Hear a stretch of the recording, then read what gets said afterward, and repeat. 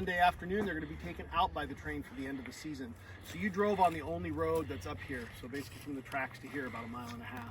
So that means something as simple as a twisted ankle can have a real adverse effect on our trip today, because we do have a train to catch this afternoon at around 5 o'clock. So we don't want anything to happen in the meantime, because it's a real pain in the butt to get anybody out of here. So that being said, slow is safe, safe is smooth, and smooth ultimately ends up being fast. So we're not in any rush to do anything, even though we have a train to catch. We have the timing down pretty well. So always listen to your guide today. First part of our trip today is going to be here on the lake.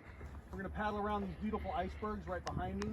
Then we're going to enter the Placer Valley, which is right over there, the entrance to the river. And we're going to travel about 7.5 miles down the valley to our takeout, where you saw us loading the rafts on the train.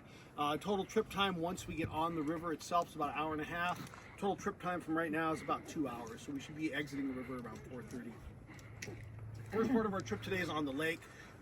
It's nice, it's calm, not a big deal. The temperature of the water is the real danger on this lake and in the river.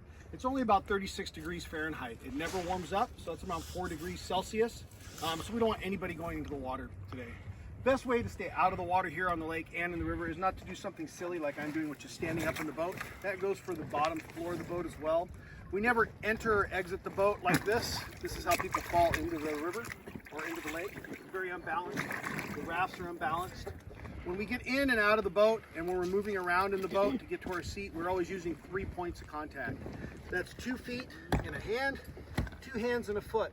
As I move to the seat that I'm assigned to, I always have a hand touching, as you can see, and then I sit down on my seat.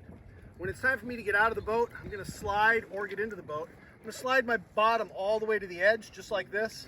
I'm going to swing both feet over, not one, but 2 feet over. And I'm going to plant both feet on the ground or on the step where I'm exiting the boat. Woo! And then I'm going to stand up with both feet and then get out of the boat.